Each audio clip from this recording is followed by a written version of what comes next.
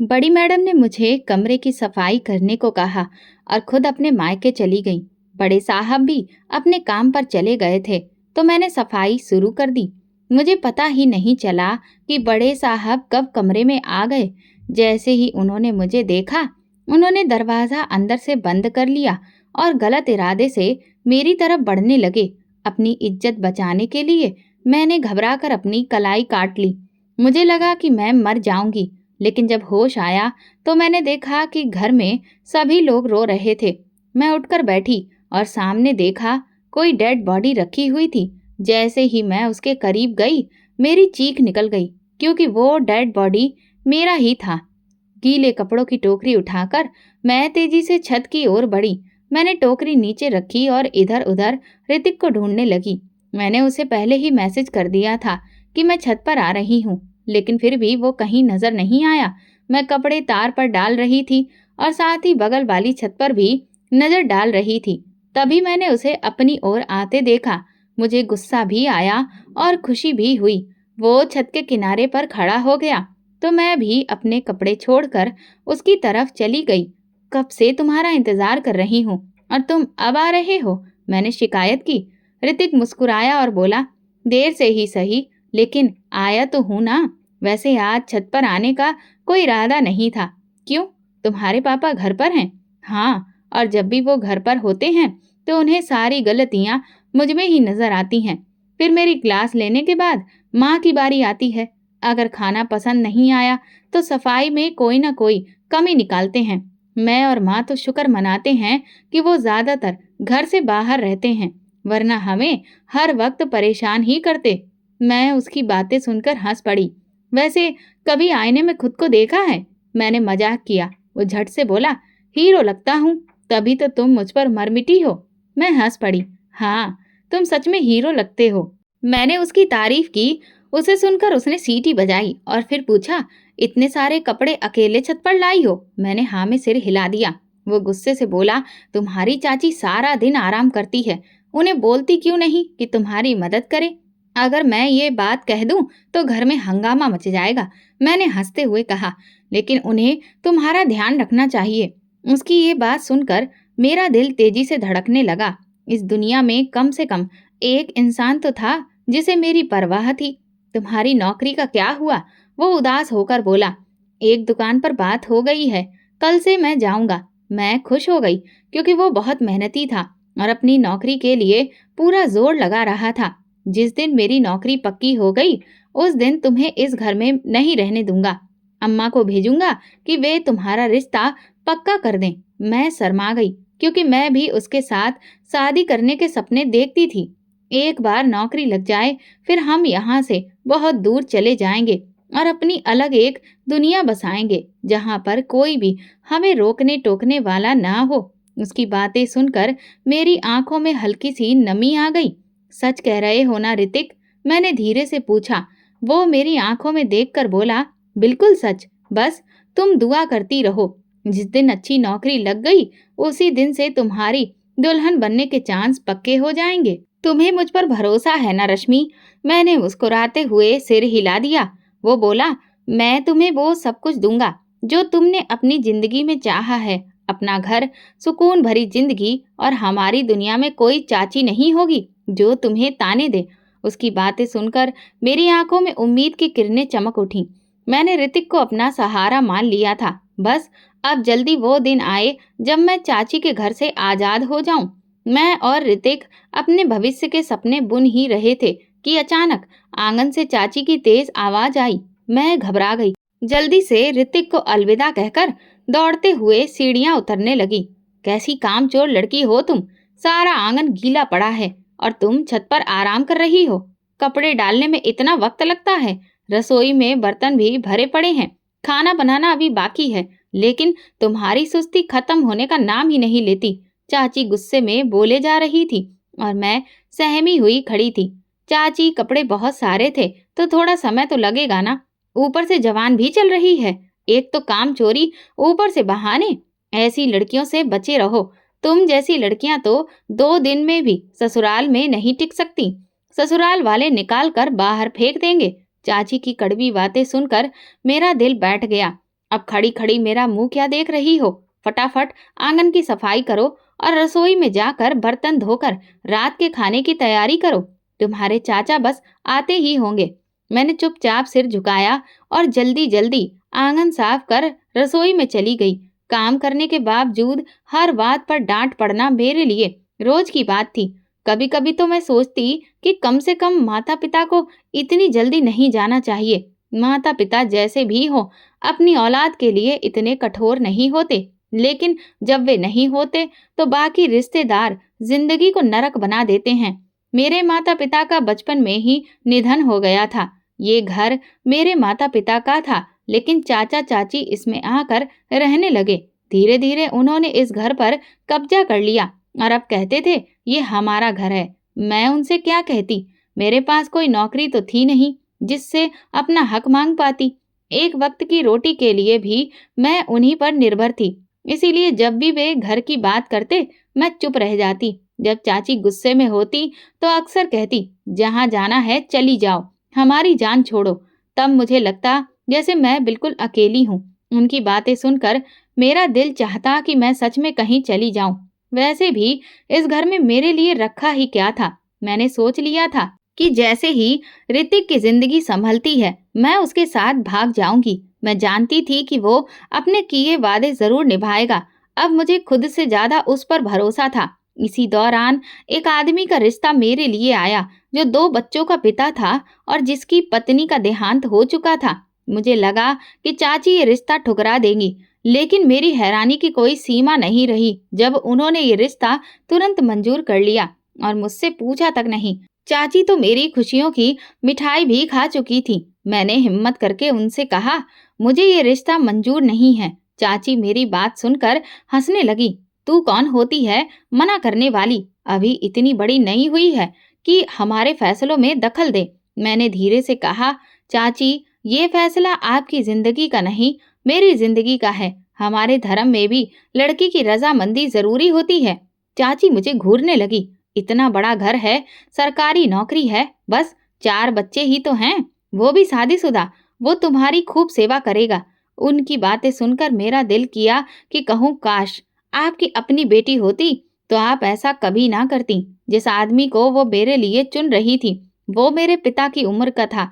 मैं ये बात ऋतिक को बताना चाहती थी, लेकिन वो शहर से बाहर गया हुआ था और उसका फोन भी बंद आ रहा था। मैं घर में बेचैनी से घूमती रहती, लेकिन मन को जरा भी शांति नहीं मिल पा रही थी।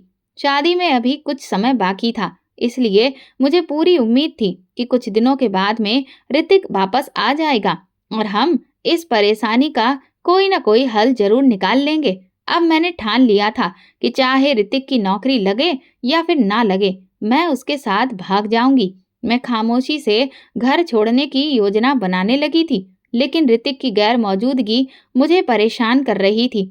और इसी बीच उस आदमी ने चाची से कहा कि वो मुझसे अकेले में मिलना चाहता है और चाची ने बिना किसी ऐतराज के उसे इस बात की इजाजत दे दी। लेकिन मुझे उससे नहीं मिलना था। मैंने चाची को साफ साफ कह दिया कि मैं ऐसा नहीं करूंगी, तो वो हत्थे से ही उकड़ गई। एक दिन सारे घर का काम करके मैं अपने कमरे में कमर सीधी करने के लिए लेटी हुई थी कि अचानक चाची मेरे कमरे में आ गई, तो मैं उठकर बैठ गई। चाची ने मुझसे कहा फौरन अपने कपड़ों को जल्दी से सही करो। मैंने हैरान होकर पूछा क्यों मिलूं मैं उससे? मैंने आपसे पहले भी कहा था मुझे उससे नहीं मिलना है और ना ही मैं उससे शादी करना चाहती हूँ। फिर आप मेरी मर्जी के बगैर ये सब कुछ क्यों कर रही हैं? चाची ने मेरी तरफ घूर कर देखा और फिर ताने कसने के लहजे में बोली तुम्हारी मर्जी यहाँ पर कोई मायने नहीं रखती, समझ गई तुम? अगर तुम्हारे जहन में कोई ख्याल भरा हुआ है तो उसे निकाल कर बाहर फेंक दो। तुम्हारी शादी का फैसला अब हो चुका है। बस वो शादी से पहले तुमसे मिलना चाहता है, तो हमने भी इस बात पर कोई ऐतराज नहीं किया। अच्छा है कि वो तुम्हें देख ले, इसमें कोई बुराई नहीं है। तो मैंने गुस्सा होकर चाची की तरफ देखा। इससे पहले कि मैं कुछ और कहती, चाची ने तेजी से कहा फौरन नीचे आओ, अब मैं तुम्हारी कोई भी बकवास नहीं सुनूंगी। उनके गुस्से की वजह से मैं खामोश हो गई और थके थके कदमों के साथ नीचे जाने लगी। जब मैं ड्राइंग रूम में दाखिल हुई तो वहां पर एक ज्यादा उम्र के आदमी को बैठे हुए देखा। मैं जैसे ही अंदर दाखिल हुई तो उसने मुस्कुराते हुए देखा और एकदम से खड़ा हो गया। मैं झिझकते हुए अंदर आई और फिर दूर हटकर सोफे पर बैठ गई। वो किसी एक्सरे मशीन की तरह मुझे घूरता रहा। जब खामोशी उसके और मेरे दरमियान बढ़ने लगी तो मुझे घबराहट होने लगी। ना जाने वो क्यों कोई बात नहीं कर रहा था। तो मैंने गला खकारते हुए कहा, आपको मुझसे कोई बात करनी है? तो वो एकदम से हंसा। उसकी मुस्कुराहट मुझे किसी शिकारी की तरह लगी। फिर वो आहिस्ता से बोला, मैं बस ये चाहता था कि जिस लड़की से मेरा बंधन होने वाला है मैं उससे एक बार मिल लूं, बातचीत कर लूं। उम्मीद है आपको इस पर कोई ऐतराज नहीं हुआ होगा। मैंने नजर उठाकर नापसंदगी से उसकी तरफ देखा तो वो मुझे इग्नोर करते हुए बोला, मेरा बहुत बड़ा घर है, एक अच्छी नौकरानी है, मेरे 4 बच्चे हैं और वे सब शादीशुदा हैं। शादी मैं बस अपनी तन्हाई दूर करने के लिए कर रहा हूँ और यकीनन आपको बहुत खुश रखूंगा। तो मैंने बिना किसी लाग लपेट से कहा, मैं आपसे बिल्कुल भी शादी नहीं करना चाहती। ना ही मुझे आपके बड़े घर से कोई मतलब है और ना ही आपकी तन्हाई दूर करने से। तो वो सर्द लहजे में बोला, लेकिन मुझे तो बताया गया था कि तुम्हें कोई ऐतराज नहीं है, बल्कि तुम्हारी चाची ने तो मुझे यकीन दिलाया था कि ये रिश्ता दोनों खानदान के लिए बहुत ही बरकत वाला होगा। उनकी इस बात पर ही मैंने भरोसा करते हुए हाँ कर दी थी, वरना मुझे रिश्तों की कोई कमी थोड़ी है। अगर तुम्हें ये रिश्ता मंजूर नहीं था तो तुम्हारी चाची ने तुम्हारी शादी के खर्चों के लिए मुझसे एक बड़ी रकम क्यों ली है?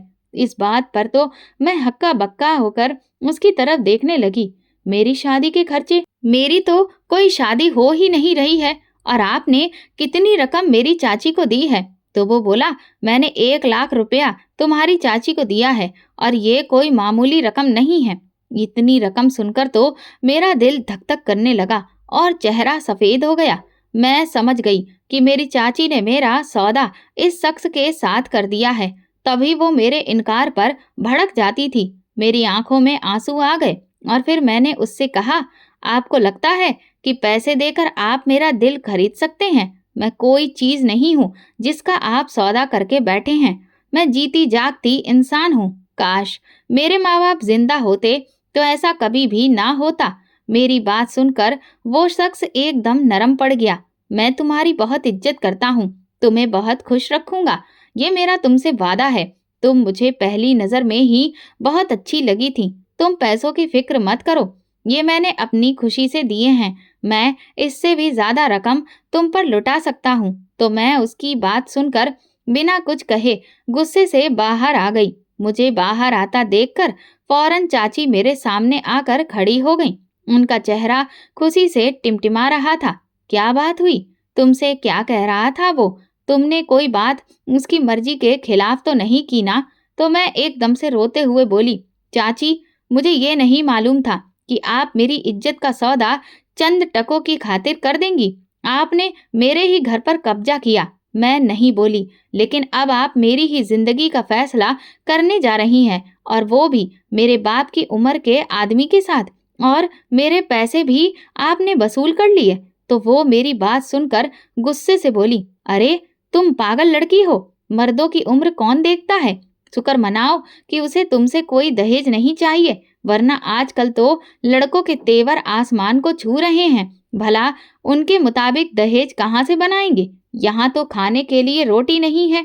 ये शादी तुम्हारे लिए हर लिहाज से बेहतर है। देखो ना, तुम्हारी जिंदगी ही सवर जाएगी। तुम्हें और क्या चाहिए? तो मुझे अपनी चाची पर जिंदगी में पहली बार बहुत अफसोस हुआ। मुझे अंदाजा हो चुका था कि मेरी जिंदगी का सफर कोई आसान नहीं है। बस मैंने ठान ली कि अब मैं बहुत जल्द इस घर को छोड़ दूंगी। चाची भी मेरे तेवर देख चुकी थी, इसीलिए मुझ पर कड़ी निगरानी रखने लगी। उन्होंने खुद अगले हफ्ते शादी की तारीख तय कर दी थी। मेरे पास अब वक्त बहुत कम बचा था। मैं अपनी जिंदगी को चाची के लालच पर कुर्बान नहीं कर सकती थी। मुझे अपने लिए खुद लड़ना था। ऋतिक वापस आया तो मैंने फौरन मैसेज करके उसे ऊपर छत पर आने को कहा। चाची का ये था कि वो रात का खाना खाते ही सो जाती थी। लिहाजा मुझे मौका मिलते ही मैं तुरंत ही छत पर पहुंच गई और ऋतिक को सारी बात मैंने खुलकर बता दी। ये सारी बातें सुनने के बाद वो तो गुस्से से आग बबूला हो गया। उसने मुझसे कहा, हम आज रात ही भाग चलते हैं। मैं तुम्हें वो जिंदगी दूंगा जिसका तुमने कभी सपना भी नहीं देखा होगा। उसकी बात सुनकर न जाने क्यों मेरा दिल सुकून से भर गया। मुझे लगा कि अब मेरी जिंदगी की सारी परेशानियां खत्म हो जाएंगी। हमने अगली रात ही भागने का फैसला किया। मैंने सोचा कि अपने गहने साथ ले लूं जो माँ ने मेरे लिए बनवाए थे, लेकिन वे गहने चाची ने अपने पास में ही रख लिए थे। मुझे पता था कि वो किस बक्से में रखे हैं और उसकी चाबी कहाँ पर है। मैंने इंतजार किया कि चाची सो जाएं। जैसे ही वो सो गईं, मैंने चुपचाप तकिए से चाबी निकाली, बक्सा खोला, गहने लिए और घर से बाहर निकल आई। मेन रोड पर ऋतिक बाइक पर मेरा इंतजार कर रहा था। वो मुझे अपने दोस्त के घर लेकर गया जहां पर हमने शादी की और फिर इस शहर को छोड़ दिया क्योंकि वहां पर रहना अब हमारे लिए सुरक्षित नहीं था। ऋतिक ने मुझे पहले ही बताया था कि उसने अपनी जमा पूंजी से एक शानदार घर खरीदा है, जिससे मैं बहुत खुश थी। लेकिन जब हम वहां पहुंचे तो मैं हैरान रह गई।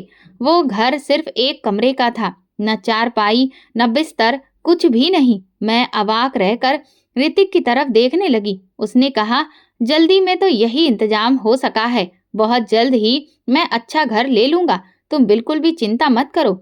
मुझे घर से ज्यादा ऋतिक की मोहब्बत पर भरोसा था, इसीलिए मैं शांत हो गई। हमारी जिंदगी एक छोटे से कमरे से शुरू हुई, लेकिन फिर भी मैं खुश थी। ऋतिक सुबह काम पर जाता और शाम को लौटता। मैं खुश थी कि उसे जल्दी ही नौकरी मिल गई।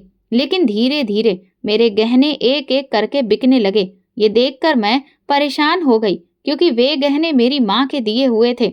मुझे समझ में नहीं आ रहा था कि जब ऋतिक कमाता है तो बार बार किसी न किसी जरूरत के नाम पर गहने क्यों बेचता है। मैं उसे मना भी नहीं कर सकती थी, लेकिन जब सारे गहने खत्म हो गए तब उसकी असलियत सामने आई। कुछ दिनों से ऋतिक घर पर ही था। मैं हैरान थी कि वो काम पर क्यों नहीं जा रहा। जब भी मैं उससे पूछती तो वो कहता कि छुट्टियां ले रखी हैं। ये सुनकर मेरी चिंता और बढ़ गई क्योंकि इस समय पैसों की सबसे ज्यादा जरूरत थी। जब मैंने ज्यादा सवाल किया तो वो गुस्सा करने लगा और बोला, मेरे मामलों में दखल मत दो, अपने काम से काम रखो। मेरे पास करने के लिए ज्यादा कुछ था भी नहीं, छोटा सा कमरा साफ करना और 2 लोगों के लिए खाना बनाना, बस यही मेरा काम रह गया था। एक दिन ऋतिक बाहर गया और जब लौटा तो वो बुरी तरह से नशे में धुत था। उसे इस हाल में देखकर मेरे होश उड़ गए। सुबह जब उसका नशा उतरा तो मैंने उसे डांटा, हमारे पास पैसे नहीं हैं, ऊपर से तुम नशा भी कर रहे हो, किसके साथ उठ बैठ रहे हो। ऋतिक ने सफाई दी, दोस्तों ने मुझे जबरदस्ती पिला दिया था, अब मैं नहीं पीऊंगा। मैं उसकी बातों पर विश्वास कर बैठी, लेकिन फिर जल्दी ही मेरी ये गलतफहमी दूर हो गई क्योंकि ऋतिक रोज नशे में धुत होकर घर आने लगा। नशे के साथ साथ वो जुआ भी खेलने लगा था। मुझे ये भी पता चला कि ऋतिक ने मेरे बेचे हुए गहनों से जो चीजें खरीदी थी, अब उन्हीं चीजों को बाजार में बेचकर जुए में पैसे लगा रहा था। जब मुझे ये एहसास हुआ कि ऋतिक पूरी तरह से नशे का आदी और जुआरी बन चुका है तो मैं अपनी किस्मत पर रोने लगी। मैंने जिस खूबसूरत जिंदगी के सपने देखकर वो घर छोड़ा था, अब वो सब कुछ चकनाचूर हो गए थे। शादी के सिर्फ 3 महीने के अंदर ही मुझे ये महसूस हुआ कि ऋतिक से शादी करना मेरी सबसे बड़ी गलती थी। जिस मानसिक शांति और खुशियों की तलाश में मैं घर से निकली थी, वो अब किसी भयानक सपने से कम नहीं थी।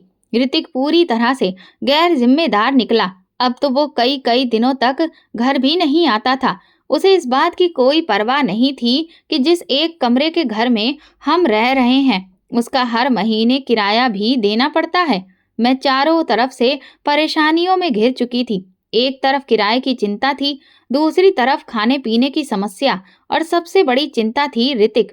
मुझे समझ में ही नहीं आ रहा था कि अब मैं अपनी जिंदगी को कैसे संभालूं, क्योंकि ये शहर और मोहल्ला मेरे लिए नया था। मैं कभी बाहर निकली ही नहीं थी और ना ही मेरी अभी तक मोहल्ले में किसी से जान पहचान हुई थी। मुझे समझ में नहीं आ रहा था कि बाहर जाकर ऋतिक के बारे में किसी से कैसे पूछूं। एक दिन मैं हिम्मत करके बाहर जाने वाली थी कि तभी ऋतिक घर आ गया। उसे देखकर मेरी जान में जान आई और मैं रोने लगी। वो थके थके कदमों से अंदर आया। उसकी आंखें सुर्ख थीं और कपड़े धूल से भरे हुए थे। उसे देखते ही मैं चीख पड़ी, ऋतिक तुम कहाँ थे? तो उसने अजनबी नजरों से मुझे देखा और कहा, तुम्हें इससे क्या मतलब? वो नशे की हालत में था। उसे इस हाल में देखकर मैं घबरा गई। तुमने अपनी ये क्या हालत बना रखी है ऋतिक? लेकिन उसने मेरी बात अनसुनी कर दी और सीधा होकर लेट गया। मैंने फिर हिम्मत करके पूछा, ऋतिक तुम इतने दिनों से कहाँ पर थे? मैं तुम्हारे लिए बहुत परेशान थी। वो लापरवाही से बोला, इसमें फिक्र करने वाली क्या बात है? मैं कोई मर तो नहीं गया था। उसकी बात सुनकर मेरा दिल बैठ गया। वो बहुत कमजोर लग रहा था। उसे देखकर मेरा दिल दुखी होने लगा। पता नहीं किन लोगों की संगत में था कि अब उसे ना तो अपनी जिंदगी की परवाह थी और ना ही मेरी। मेरी आंखों से आंसू बहने लगे और तभी उसने गुस्से से मेरी तरफ देखा और कहा, हर वक्त रोने मत बैठा करो। इसी वजह से मैं घर पर नहीं आता हूँ। मुझे तुमसे सख्त चिढ़ हो गई है। उसकी बात सुनकर मुझे झटका लगा। ये वही इंसान था जो मेरी आंखों में हल्की नमी भी देख लेता था तो बेचैन हो जाता था, और आज जब मैं उसके सामने रो रही थी तो वो झुंझला रहा था। ऋतिक तुमने अपने साथ ये क्या कर लिया है? घर का किराया देना अभी बाकी है, खाने को भी कुछ भी नहीं है, पैसे भी खत्म हो चुके हैं। पता नहीं तुम नौकरी कर भी रहे हो या नहीं। तो उसने लापरवाही से जवाब दिया, अगर तुम्हें इतनी ही फिक्र है तो तुम नौकरी कर लो, मैंने तुम्हें मना थोड़ी किया है। उसकी बात सुनकर जैसे मेरे पैरों तले से जमीन खिसक गई। मैं इस ऋतिक को नहीं पहचानती थी। ये वो इंसान नहीं था जिसने मुझे खूबसूरत जिंदगी का सपना दिखाया था। उसकी बेरुखी देखकर मैंने उसे याद दिलाया, मैंने तुम्हारे वादों पर भरोसा करके अपना सब कुछ छोड़ दिया था, लेकिन अब तुम मेरे साथ ये क्या कर रहे हो? तुम्हें कुछ दिखाई नहीं दे रहा? मैं रोते हुए उसकी तरफ देख रही थी, लेकिन वो चैन से सो रहा था।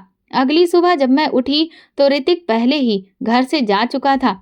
कई दिन बीत गए लेकिन वो वापस नहीं आया। मैं बहुत परेशान हो गई। ये पहली बार नहीं था, इससे पहले भी वो कई कई दिनों तक घर पर नहीं आता था, लेकिन इस बार दिक्कत ये थी कि महीने की पहली तारीख नजदीक थी और मेरे पास 1 रुपया भी नहीं था जिससे मैं किराया चुका सकूं। मकान मालिक अच्छे इंसान थे, लेकिन बार बार किराया देर से देने की वजह से अब वे भी नाराज रहने लगे थे। मैं जानती थी कि अब की बार वे किराया लेने जरूर आएंगे, लेकिन इस बार मैं क्या बहाना बनाऊंगी? मुझे कुछ समझ में नहीं आ रहा था कि क्या करूं। मैं इन्हीं फिक्रों में थी कि अचानक रात में दरवाजे पर दस्तक हुई। मैंने सोचा कि ऋतिक आ गया है। जैसे ही मैंने दरवाजा खोला, सामने एक अजनबी आदमी खड़ा था। मैं घबरा गई और फौरन सिर पर दुपट्टा रखा। उसने कहा, अगर आप बुरा ना माने तो क्या मैं अंदर आ सकता हूँ? मुझे ऋतिक ने भेजा है। मैं उसकी बात सुनकर हैरान रह गई और तुरंत पूछा, ऋतिक कहाँ है? वो बोला, अगर आप मुझे अंदर आने देंगी तो मैं आपको पूरी बात बता सकता हूँ। दरवाजे पर खड़े होकर बात करना ठीक नहीं होगा। मैंने थोड़ी हिचकिचाहट के बाद उसे अंदर बुला लिया। वो बोला, ऋतिक बिल्कुल ठीक है और उसने ही मुझे आपके पास भेजा है। मैं उसकी बात सुनकर और परेशान हो गई। फिर उसने जो कहा उसे सुनकर मेरे पैरों तले से जमीन खिसक गई। ऋतिक के पास पैसे नहीं थे तो उसने मुझे ऑफर दिया कि उसकी बीवी बहुत खूबसूरत है, मैं एक रात उसके साथ गुजार सकता हूँ, इसीलिए मैं यहाँ पर आया हूँ। उसकी बात सुनकर मैं कांपने लगी। मैं गुस्से से थरथरा उठी और चीख कर बोली, तुरंत निकल जाओ यहाँ से। वो गुस्से से बोला, ठीक है मैं चला जाता हूँ, लेकिन पहले मेरे पैसे दो, फिर जाऊंगा। मुझे बहुत गुस्सा आया। मैं चिल्लाई, जिससे जुआ खेला है पैसे भी उसी से ले लो, फौरन निकल जाओ, वरना मैं शोर मचाकर पूरा मोहल्ला इकट्ठा कर लूंगी, फिर तुम कहीं भी मुंह दिखाने के लायक नहीं रहोगे। वो पैर पटकता हुआ चला गया, लेकिन उसके जाने के बाद जैसे मेरी सारी हिम्मत टूट गई। मुझे ऐसा लगा कि जैसे शरीर से जान ही निकल गई हो। मैंने ऋतिक की हर गलती को सहन किया था। उसने मेरे गहने बेचे, वो नशेड़ी और जुआरी बन गया। कई कई दिनों तक मैंने भूखे रहकर गुजारा किया। देर से किराया देने की वजह से मकान मालिक के सामने मैं शर्मिंदा हुई, लेकिन फिर भी मैंने कभी भी ऋतिक से इतनी नफरत महसूस नहीं की थी। पर आज आज तो मेरा दिल और रूह ऋतिक से नफरत करने पर मजबूर थे। मैं उम्मीद से थी और इस हालत में भी उसे ये शर्म नहीं आई कि मैं उसके बच्चे की माँ बनने वाली हूँ और वो मुझे इस हद तक गिराने की कोशिश कर रहा था। अरे लानत है उस पर। ऐसी जिंदगी और ऐसे पति पर मैं चाहकर भी रो नहीं पाई, क्योंकि अब मैं सिर्फ एक पत्नी ही नहीं बल्कि एक माँ भी बनने वाली थी। मुझे ना सिर्फ अपने लिए बल्कि अपने आने वाले बच्चे के भविष्य की भी चिंता थी। जो इंसान अपनी पत्नी को कुछ पैसों के लिए बेच सकता है, वो अपनी बेटी के साथ में क्या करेगा, ये सोचकर ही मेरा दिल कांप उठा। इस ख्याल के आते ही मेरी शादीशुदा जिंदगी से दिल उचट गया। क्या मुझे फिर से भागना पड़ेगा? लेकिन अब मैं कहाँ जाऊंगी? इस बड़े से शहर में मेरी तो किसी से जान पहचान भी नहीं थी और अब तो मैं अकेली भी नहीं थी। मेरे गर्भ में एक नन्ही सी जान थी जिसे इस दुनिया में लाने और संभालने की जिम्मेदारी सिर्फ मेरी थी। मैंने कभी सोचा भी नहीं था कि ऋतिक इतना गिर जाएगा। मुश्किल समय से निकलने के लिए उसने मेरी मोहब्बत का सौदा कर डाला। ये सोचकर मेरा दिल बहुत भारी हो गया था। इसी बीच दरवाजे पर फिर से दस्तक हुई तो मेरा दिल बैठ गया। मैं डर गई कि कहीं वही आदमी तो नहीं आया। मेरा दिल जोर जोर से धड़कने लगा। अब दरवाजा दस्तक देने के बजाय पीटा जा रहा था, तो मैंने पहले पूछ लिया, कौन है? मकान मालिक की आवाज सुनकर मेरी जान में जान आई। मैंने जल्दी से दरवाजा खोला तो सामने मकान मालिक की पत्नी खड़ी थी। वो अंदर आई और इधर उधर देखने लगी, फिर बोली, हमें मोहल्ले में किसी ने बताया कि कोई अजनबी आदमी तुम्हारे घर पर आया था। वो कौन था और तुम्हारे पति कहाँ पर हैं? हमने उन्हें कई दिनों से देखा भी नहीं है। उनकी बात सुनकर मुझे बहुत शर्मिंदगी महसूस हुई, जैसे कि किसी ने बीच चौराहे पर मेरी इज्जत तार तार कर दी हो। अब तक मैं हिम्मत से सब कुछ सहन कर रही थी, लेकिन उनकी बात सुनकर मेरी आंखों से आंसू बहने लगे। मुझे रोता देख मकान मालिक की पत्नी चिंतित हो गई और पूछने लगी, क्या हुआ? तुम क्यों रो रही हो? तुम्हारे पति कहाँ पर हैं? मैंने रोते हुए कहा, वो मेरा पति नहीं, एक हैवान है। फिर मैंने उन्हें सब कुछ बता दिया, कैसे मेरे पति ने जुए में हार कर मुझे अपने जुआरी दोस्त के हवाले करने की कोशिश की थी। ये सुनकर उनके होश उड़ गए। मैंने कहा, मैं मर सकती हूँ लेकिन अपनी इज्जत का सौदा नहीं कर सकती। वह आदमी घर जरूर आया था, लेकिन मैं समझी थी कि शायद मेरे पति ने उसके हाथ कोई संदेश भेजा होगा।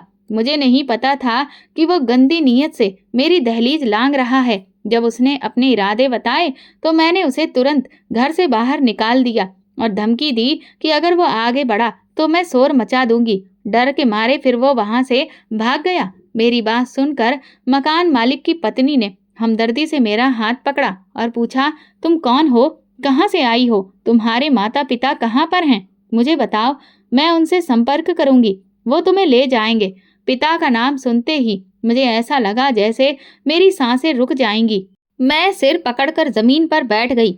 मकान मालिक की पत्नी मेरे पास आई, मेरा हाथ थाम कर बोली, देखो बेटी, घबराओ मत, मैं तुम्हारे साथ हूँ। अपने माता पिता का नंबर मुझे दो, मैं उनसे बात करूंगी। मैंने आंसू भरी आंखों से उन्हें देखा और कहा, मेरे पिता इस दुनिया में नहीं हैं। उनके अलावा मेरा कोई भी नहीं है जो मेरी मदद कर सके। ये सुनकर उन्होंने प्यार से मेरा सिर सहलाया और कहा, बेटा, जिनका कोई नहीं होता उनका ऊपर वाला होता है। तुम चिंता मत करो, मेरे साथ चलो। तुम्हारा इस घर में रहना अब सुरक्षित नहीं है। कौन जानता है तुम्हारा पति फिर किसी और को भेज दे।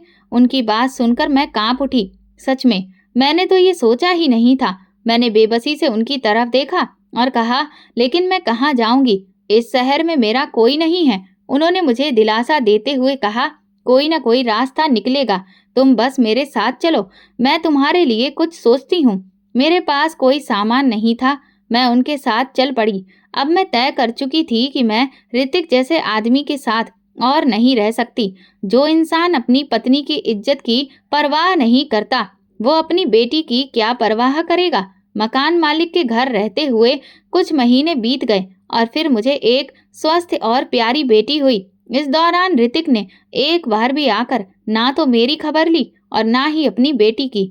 मुझे उसका कोई अता पता नहीं था, जैसे कि वो इस भीड़ भाड़ वाले शहर में खुद ही गुम हो गया हो। और जो लोग जानबूझकर खो जाते हैं, उन्हें भला कोई कैसे ढूंढ सकता है। अगर वो मुझे मिल भी जाता तो भी ऐसे पति के साथ रहना किसी खतरे से कम नहीं था। मैं अब उन लोगों पर बोझ नहीं बनना चाहती थी। इसलिए मैंने मकान मालकिन, जिन्हें मैं आंटी कहती थी, उनसे कहा कि वो मुझे कहीं पर काम दिलवा दें ताकि मैं अपना और अपनी बेटी का खर्च खुद ही उठा सकूं। उन्होंने बड़ी ही मोहब्बत से मेरी तरफ देखा और कहा, काश तुम पढ़ी लिखी होती तो मैं तुम्हें किसी घर में नौकरानी का काम करने के लिए ना भेजती। लेकिन रश्मि, एक बात हमेशा याद रखना, चाहे हालात कितने भी मुश्किल क्यों ना हो, अपनी बेटी को जरूर पढ़ाना ताकि वो आगे चलकर किसी भी परेशानी का हिम्मत से सामना कर सके। उनकी ये बात मैंने हमेशा के लिए अपने दिल में बसा ली। अगले ही दिन वे मुझे एक बहुत बड़े घर में काम दिलवाने के लिए ले गईं। ये एक शानदार कोठी थी। घर की बड़ी मालकिन मुझे अच्छी लगी, लेकिन मालकिन का व्यवहार बड़ा ही अजीब था। उनकी नजरें हमेशा मुझ पर टिकी रहती थी, जैसे कि कुछ कहना चाहते हों, लेकिन क्या, ये मेरी समझ से बाहर था। बड़ी मालकिन का सामाजिक दायरा बहुत बड़ा था, लेकिन बड़े साहब के बारे में कुछ अजीब सा एहसास होता था, क्योंकि वे दिन भर घर में बेवजह घूमते रहते थे। उनका रवैया बड़ा ही रहस्यमय था। जब बड़ी मालकिन घर पर होती तो वे सामान्य व्यवहार करते, लेकिन उनकी गैर मौजूदगी में उनका बर्ताव बिल्कुल बदल जाता। वे मेरे आसपास ही मंडराते रहते, बहाने से कुछ न कुछ खाने पीने के लिए मुझसे मंगाते रहते और ज़रूरत से ज़्यादा दोस्ताना बनने की कोशिश करते। मैं पूरी कोशिश करती थी कि जब वे घर पर अकेले हों तो मैं उनसे दूरी बनाकर ही रखूं। एक दिन बड़ी मालकिन अपने मायके गई हुई थी, तो बड़े साहब ने घर के सारे नौकरों को छुट्टी दे दी। मैं भी अपने क्वार्टर में जाने ही वाली थी कि उन्होंने अचानक मुझे रोक लिया और कहा, मेरे लिए एक गिलास पानी ले आओ। उनकी बात सुनकर मुझे अजीब लगा, लेकिन मैं यहाँ पर नौकरी कर रही थी और इसीलिए उनकी बात मैं टाल नहीं सकती थी। मैं किचन में गई और पानी का गिलास लेकर जैसे ही बाहर आई तो उन्होंने मुझे आवाज़ दी, मैं अपने कमरे में हूँ, पानी यहीं पर ले आओ। ये सुनकर मैं घबरा गई, क्योंकि बड़ी मालकिन की गैर मौजूदगी में मैं उनके कमरे में जाने से बचती थी। मैं अब दुविधा में थी कि मैं क्या करूं। तभी उन्होंने दोबारा पुकारा। मैंने हिम्मत करके अपनी कमीज के अंदर एक छोटा सा चाकू छिपा लिया और कमरे की तरफ बढ़ गई। जैसे ही मैंने उन्हें पानी का गिलास दिया, उन्होंने जानबूझकर मेरे हाथ को छूने की कोशिश की। मैं तुरंत पीछे हट गई। क्या हुआ? डर गई? उनकी मुस्कान में छल कपट था, लेकिन मैंने चुप रहना ही बेहतर समझा और जल्दी से वहां से निकल गई। क्योंकि यहाँ मुझे अच्छी तनख्वाह मिल रही थी, इसीलिए मैं ये सब सहकर भी काम करती रही। कई बार मन किया कि बड़ी मालकिन को उनके पति के बर्ताव के बारे में बता दूं, लेकिन डर के मारे मैं चुप रही कि कहीं वे मुझे नौकरी से ही ना निकाल दें। ऐसे ही दिन बीतते रहे और बड़े साहब हर दिन अपनी हदें पार करने की कोशिश करने लगे। उनकी नज़रें मुझ पर इस तरह गड़ी रहती जैसे कि वे मुझे कच्चा चबा जाएंगे। एक दिन बड़ी मालकिन की बेटी की डिलीवरी थी, तो वे बोली, मैं एक हफ्ते के लिए बाहर जा रही हूँ, तुम अपने काम में कोई भी लापरवाही नहीं करना। जैसे मेरा घर मेरी मौजूदगी में चमकता रहता है, वैसे ही मेरी गैर मौजूदगी में भी साफ सुथरा रहना चाहिए। मुझे तुम्हारी तरफ से कोई शिकायत नहीं मिलनी चाहिए। मैंने उन्हें भरोसा दिलाया कि आप बिल्कुल निश्चिंत होकर जाइए, लेकिन अंदर ही अंदर मैं बहुत डर गई थी, क्योंकि अब कई दिनों तक घर में सिर्फ मैं और बड़े साहब ही रहने वाले थे। बड़ी मालकिन के जाने के बाद मैं रोजमर्रा के कामों में व्यस्त थी। मुझे एहसास भी नहीं हुआ कि बड़े साहब कब चुपचाप मेरे पीछे आकर खड़े हो गए। अचानक जब उन्होंने मुझे पुकारा तो मैं डर कर उछल पड़ी। तुम मुझसे इतना डरती क्यों हो? वे प्यार भरी नजरों से मुझे घूरते हुए बोले। मेरा दिल चाहा कि मैं उनकी आंखें ही नोच लूं। तुम मुझे बहुत अच्छी लगती हो। उनकी अजीब बातें सुनकर मैं घबरा गई। मैं कमरे से बाहर निकलना चाहती थी, लेकिन उन्होंने तुरंत ही दरवाज़ा बंद कर दिया। मेरी सांसें तेज हो गईं। मैं 2 कदम पीछे हटी और कहा, बड़े साहब, आपने दरवाज़ा क्यों बंद किया? वो मुस्कुराते हुए बोले, तुम डर क्यों रही हो? मैंने तुम्हें कुछ कहा तो नहीं है। फिर वो धीरे धीरे मेरी ओर बढ़ने लगे और मैं पीछे हटने लगी। इससे पहले कि वो मेरे और करीब आते, मैं तेजी से दरवाजे की ओर भागी, लेकिन जैसे ही दरवाजे का हैंडल घुमाया, मुझे एहसास हुआ कि दरवाज़ा लॉक हो चुका है और चाबी उनके पास है। मैं घबरा गई और जोर से चिल्लाई, दरवाज़ा खोलिए वरना मैं शोर मचा दूंगी। वो जोर से हंस पड़े, जरूर चीखो, लेकिन तुम्हारी आवाज़ कोई नहीं सुनेगा। उनकी बात सुनकर मेरी घबराहट और बढ़ गई। मैंने उन्हें धक्का देने की कोशिश की, लेकिन उनकी पकड़ मजबूत थी। किसी तरह खुद को छुड़ाकर मैं कमरे के कोने की तरफ भागी। मेरी सांसें तेज हो गई थीं, दिल तेजी से धड़क रहा था। अब तुम्हें बचाने कोई नहीं आएगा, उनकी आवाज में मक्कारी झलक रही थी। मेरे पास और कोई रास्ता नहीं था। मैंने झट से तेज धार वाले ब्लेड से अपनी कलाई काट ली। मेरा सिर चकराने लगा, लेकिन आखिरी ख्याल मेरी बेटी का आया, पर मैं अपनी इज्जत पर समझौता नहीं कर सकती थी। धीरे धीरे मेरी आंखों के सामने अंधेरा छाने लगा। ये तुमने क्या कर दिया? बड़े साहब घबराकर चिल्लाए, लेकिन तब तक मेरी चेतना खो चुकी थी। जब मुझे होश आया तो घर में रोने की आवाजें आ रही थी। मैं हड़बड़ाकर उठ बैठी।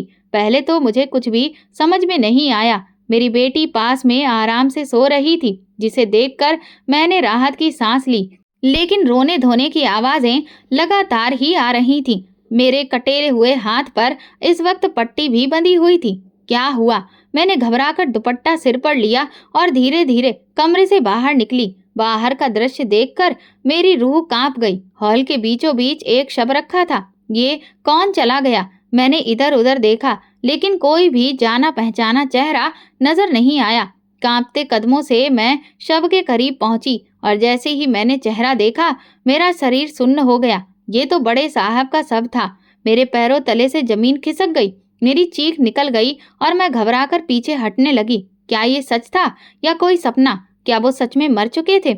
घर वालों की बातचीत से पता चला कि बड़े साहब की अचानक दिल का दौरा पड़ने से मौत हो गई थी, लेकिन मैं सोच में पड़ गई। क्या मेरी हालत देखकर उन्हें सदमा लगा था?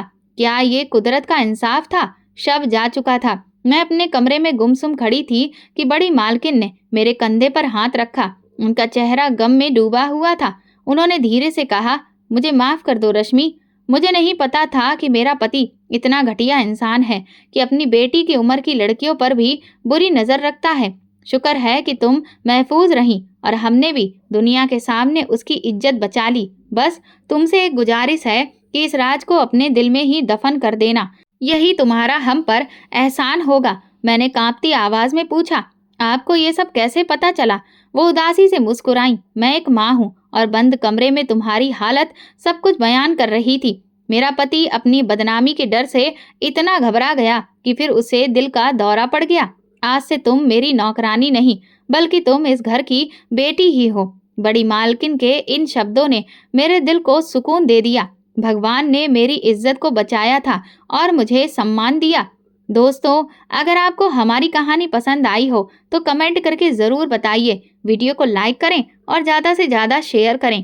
अगर आप चैनल पर नए हैं तो सब्सक्राइब ज़रूर करें और हाँ, नोटिफिकेशन बेल को दबाएं ताकि अगली अपडेट सबसे पहले आपको मिले। धन्यवाद।